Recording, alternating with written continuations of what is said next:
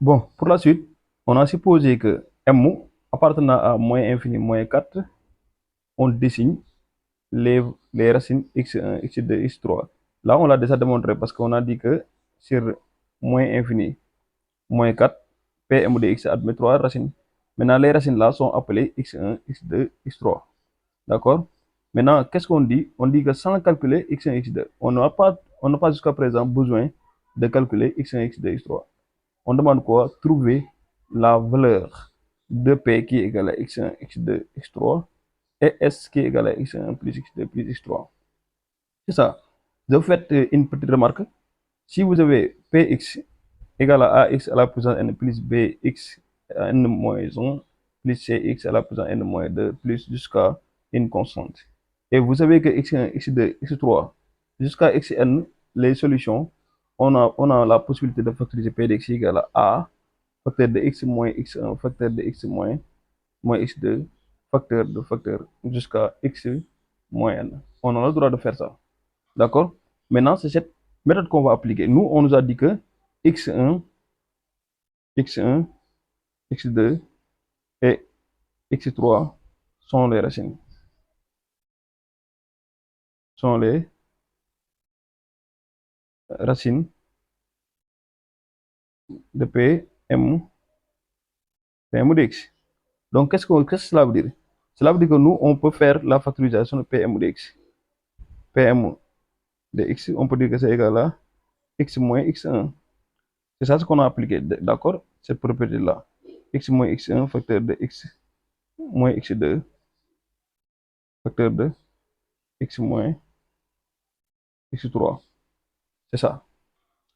Maintenant, attention, ici il y a le A, d'accord? Il y a le A. Mais le P, vous avez que le Pm de x, vous avez que la A égale à 4 ici. D'accord?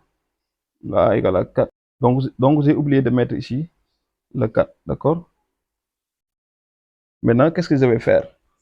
Parce que ici, je dois déterminer S, M, P, S et P. Dans ce genre de questions-là, vous allez tout simplement essayer de développer. Cette question n'est pas compliquée parce que le calcul est un peu long, mais ce n'est pas du tout compliqué. D'accord? Vous allez essayer de développer doucement, doucement. Donc, je vais écrire PM de x égale ici. Je vais essayer de développer. Donc, 4, je garde x moins x1. Je garde cette facteur-là et je développe les deux là. D'accord? Ici, je vais mettre facteur. Maintenant, le x là et le x là, donc ça donne x au carré. Le x est, donc ce sera moins x 3 x. D'accord? Ici, il y a le moins, donc ça sera moins x2. Attention, c'est pas x au carré, c'est x2 x. D'accord? Ici, moins fois moins, c'est plus x2 x3. Donc, vous faites seulement doucement pour éviter les erreurs, tout simplement. Mais c'est pas compliqué, cette question-là. C'est pas compliqué. Le calcul est un peu long. Donc ici, on va continuer notre développement. D'accord? On garde cette fois-ci le 4 et on développe ceci. Donc pour développer ceci, on va prendre le x, on va le développer ici. Et on prend encore le x, le moins x1 aussi, on fait la même chose. D'accord? Maintenant, le x là, si on le multiplie par x là, on va obtenir quoi? X au cube. Et le x là, et ça, ce sera moins x3 x au carré. Ici, c'est moins x. D'accord? Maintenant, le x là et le x là, ça donne x2 x au carré. D'accord? On développe encore ici pour avoir x. Donc, on va obtenir plus x2 x3 x. D'accord? On a ça. Maintenant, le, on développe le x1. Si on développe le x1, on va obtenir moins x1 x au carré. D'accord? On développe encore le x1 ici pour avoir ici moins fois moins, c'est plus. Donc, on va le mettre ici. D'accord? Plus x1 x3 x. D'accord? je développe encore ici et ici. Moins fois moins, c'est plus. Donc ce sera plus x1, x2, x. D'accord? Je prends celui-là et celui-là encore pour avoir moins x1, x2, x3. Moins x1, x2, x3. Qu'est-ce que je vais faire?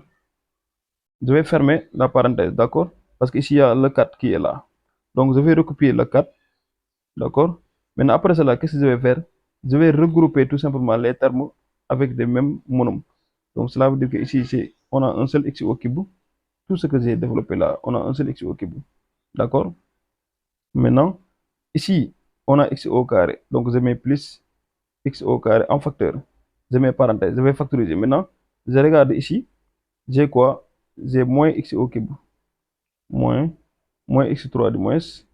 Ici, j'ai moins x2, moins x2. Ici, j'ai moins x1, moins x1. D'accord? Les termes avec les carrés, c'est terminé. Donc, je ferme. Vous êtes d'accord? Maintenant, ici, je mets plus les termes avec x. Bon, je vais le mettre ici parce que je répare les choses là-bas. Donc, je mets x facteur de quoi? Je regarde les termes qui sont avec x parce que j'ai ici le développement. Les termes avec x, c'est x1, x2, x3. D'accord, x2, x3. N'est-ce pas?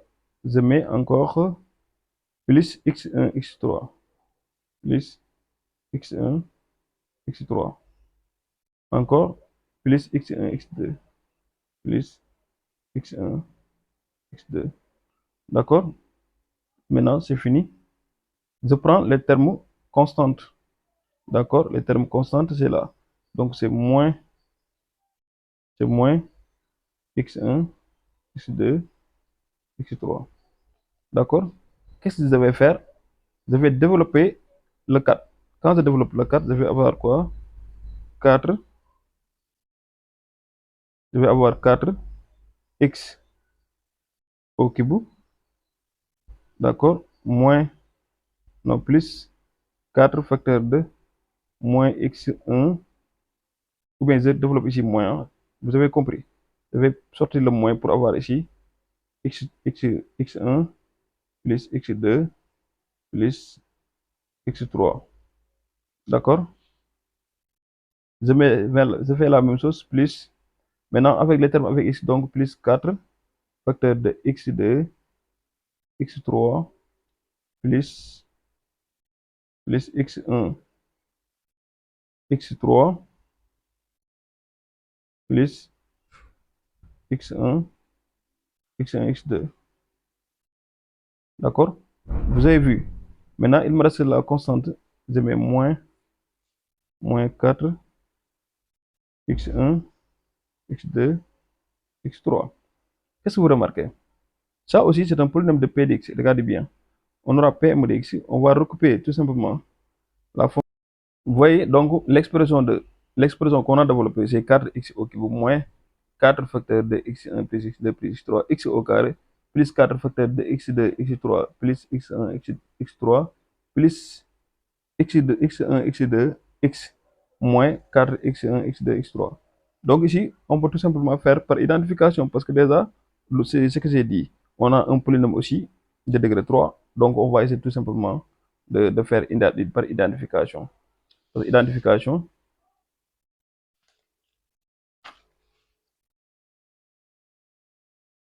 maintenant, vous voyez, par identification, parce qu'on a besoin de P, tout simplement, on a besoin de x1 plus x2, x3. D'accord? On va obtenir quoi? Moins 4 facteurs de x1 plus x2 plus x3 égale à le carré égale à moins m. On a le droit de faire ça. Regardez, ça c'est x carré, ça c'est x carré. Donc cela veut dire quoi? Cela veut dire que moins m égale à moins 4 facteurs de ça. Donc c'est ça ce que je vais faire. Voilà. On va obtenir quoi? Moins 4 facteurs de x1 plus x2 plus x3 égale à moins m. Et l'autre aussi, on a moins 4 x1, x2, x3 égale à quoi? Moins 4, parce que c'est une constante. C'est des termes qui n'ont pas de x, donc c'est égal à moins 4. Donc c'est ça ce que je vais faire. Maintenant, vous avez vu. Donc moins 4 facteurs de x1, x2, x3 égale à moins 4, et moins 4 facteur de x1 plus x2 plus x3 égale à moins m.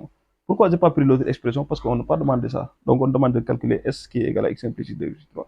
Donc cela veut dire quoi? Cela veut dire que ici, on peut dire tout simplement que, on peut dire que x1 plus x2 plus x3 qui est égal à s égale à tout simplement, ici on tout simplement divise membre à membre par moins 4. Si on le fait, donc on va obtenir m sur 4 parce que moins m sur moins 4, ça reste, on simplifie les moins, ça c'est m sur 4.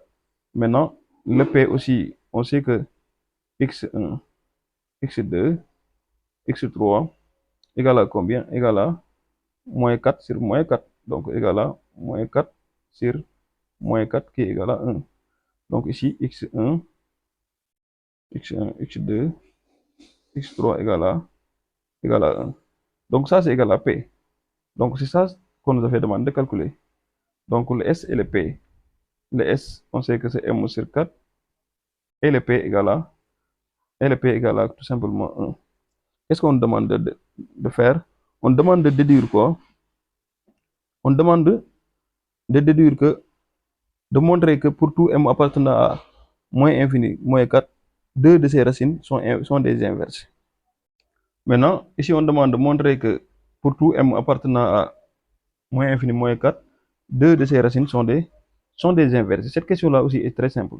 Dans ce cas-là, deux nombres sont dits inversés. A multiplié par 1 sur A égale à 1. Donc on dit que A et 1 sur A sont des inversés. D'accord? Ou bien on fait quoi? A fois B égale à 1. On dit que A et B sont des inverses. Cela veut dire quoi? Cela veut dire que nous, on a x1, x2, x3 qui est égal à 1. Ici, on suppose tout simplement, on suppose que, quoi? On suppose que x1 égale à 1 ou x2 égale à 1 ou bien x3 égale à 1. C'est à nous de voir, hein, parce que parce que si tu fais les vidéos, tu fais les choses les plus simples. Donc, je suppose que x1 égale à 1. Si x1 égale à 1, qu'est-ce qui va se passer? Pourquoi je suppose ça? C'est pas au hasard que je suppose ça. Pourquoi? Parce qu'on sait que forcément, la solution des P, M de x, peu importe la valeur de M, l'une de ces solutions est 1. On le sait. Dès le début de l'exercice. D'accord? C'est la première question qu'on a démontré. Donc, cela veut dire quoi? Cela veut dire que ici, on a supposé que x1 égale à 1. Donc, on le remplace. Si on le remplace, on va obtenir 1 fois x2 fois x3 qui est égal à 1. Donc 1 fois 1 est un élément net de la multiplication. Cela veut dire que cela tout simplement implique que x1, x2 égale à 1. Regardez bien. x1, x2 égale à 1, cela veut dire quoi? L'un est l'inverse de l'autre. Donc cela veut dire que deux de ces, deux de ces racines, deux de ces racines sont des inverses. D'accord? On peut dire ça. Maintenant, si quelqu'un d'autre choisit chez le x2 qui est égal à 1, voilà, il va obtenir la même chose. Il va obtenir quoi? Il va obtenir que ce sera cette fois-ci 1 fois x1 fois x3. Donc, vous voyez, dans ce cas-là, x1 fois x3, ça sera 1. Donc, 1 et x3 sont des inverses. Si quelqu'un d'autre choisit aussi encore x3 qui est égal à 1, c'est la même chose. On va obtenir x1 et x2 égal à 1, ce qui dit tout simplement que x1 et x2 sont des inverses. Voilà pour cette séquence.